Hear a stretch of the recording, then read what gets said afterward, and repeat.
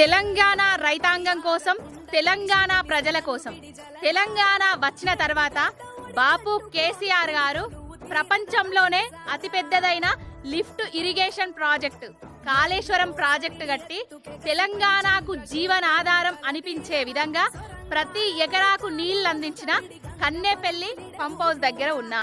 నీ మీద గెలువలేక కొంతమంది నీ మీద నిందలు మోపుతూ కాళేశ్వరం పనికిరాదు అని మొరుగుతున్నారు.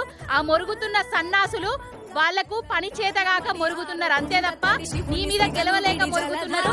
నీ మీద గెలవలేకనే పంపులను స్టార్ట్ చేస్తలేరు. నీ మీద గెలవలేకనే నీళ్లను రైతన్నలకు ఇస్తలేరు.